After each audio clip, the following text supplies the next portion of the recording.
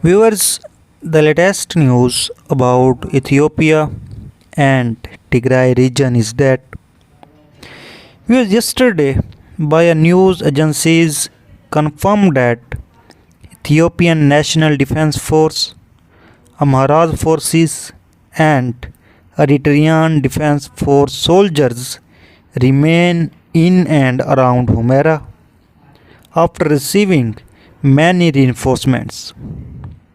And despite claims for the past week, it seems that there has been no longer withdrawal from western Tigray. Viewers, and according to our reliable sources, all Amhara's forces like 50,000 now are in western Tigray, and federal forces like 40,000 and Eritrean forces like 10,000 are all in western Tigray.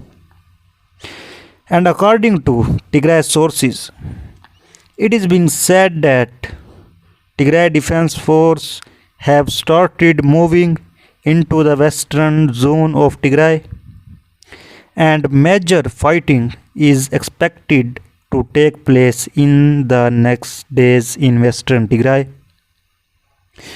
And according to several sources, the Eritrean President Isaias Afwerki and other Eritrean members of the leadership are nervous about the potential repercussions of the current developments in Tigray, and they fear that Eritrean army commanders might take action to remove them from power.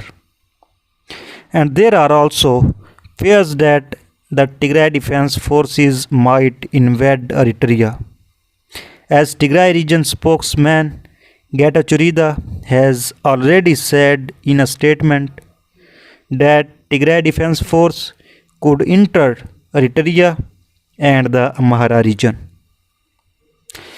Viewers, and here I will say one thing, that according to the news that is currently being received from the Tigray region, that closures of Tigrayan owned businesses in Addis Ababa is full swing, and destruction of Tigray bridges in towns and cities of Tigray occupied by Amhara's forces, and many Tigrayans are abducted, forcefully displaced, and their property is being destroyed.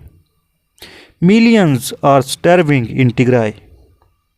So, what is the ceasefire that was announced by the Ethiopian government last week? So, we were so far this is the latest update about it.